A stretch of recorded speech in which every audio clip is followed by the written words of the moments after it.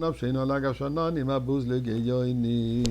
while we express our prayers to Hashem for the well-being of our soldiers, for our hostages, for all of Klal Yisrael, let us also give some tzedakah.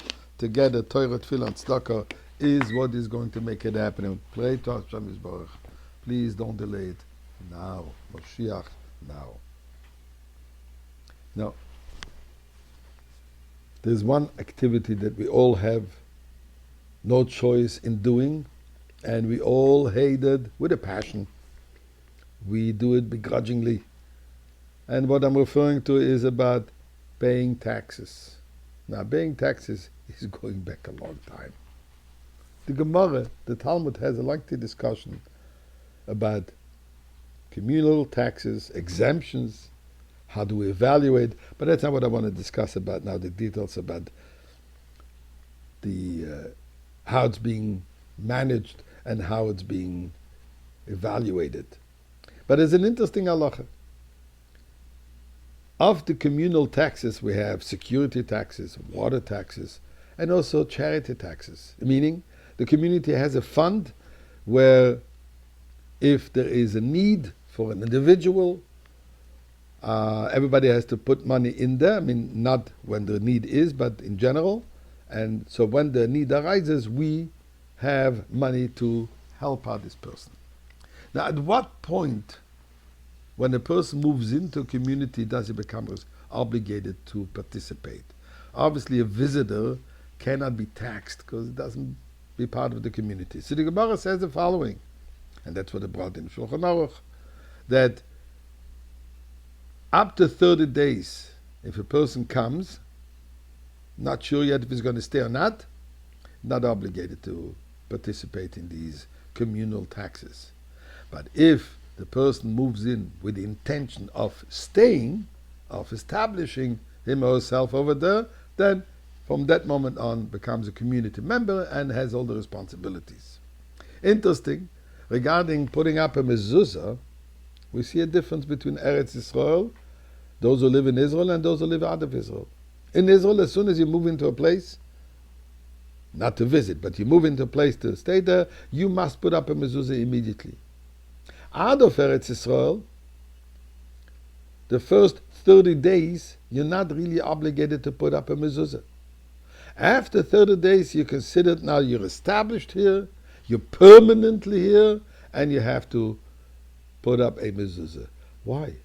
Why is it when it comes to put up a mezuzah that it takes 30 days for you to be considered a permanent living in here? And when it comes to pay taxes, as soon as you only have the intention of staying, you already have to participate. So the Rebbe discusses this in his Sikha, and it says the following. Our natural habitat is not in Chutz La'aretz. Our permanent place is in Eretz Yisrael. So for whatever reason we are out of Israel, whatever the reasons are, and basically because we were expelled, we're in exile, we have to know that this is not our permanent place. So when we move into a house, we cannot call this our permanent living until 30 days have passed, because that's an indication, yes, the intention is now here. It is considered permanent. And therefore, we have to wait 30 days. In Eretz Yisrael, this is our permanent place where we are. Regarding paying taxes, it's not about me being considered permanency over here. But if I live already here 30 days, I assume responsibilities towards all the other people. So what we have over here, a concept that a person has to realize that our permanency is not in exile. Interesting halacha related to the parsha of this week. This week's parsha, we are being told about the red heifer. Red heifer, if a person has become spiritually unfit, unclean, must be sprinkled with the ashes of the red heifer, and then the person becomes toher again. There's a whole process of preparation. This red heifer ashes cocktail. So the Rambam tells us the first one was made by Moshe Rabbeinu.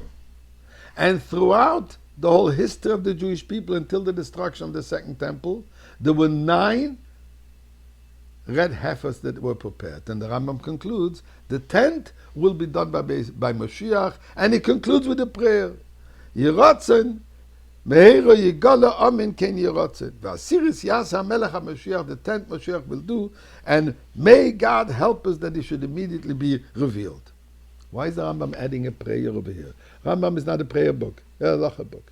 So the Rebbe points out the Rambam is teaching his halacha. Whenever we have an opportunity to think, to pray about Mashiach, one must do so. In other words, we constantly have to remember, we do not belong here. By the way, the world is reminding us quite clearly that we don't belong here. And indeed, we don't. We belong in Eretz Yisrael with Mashiach today.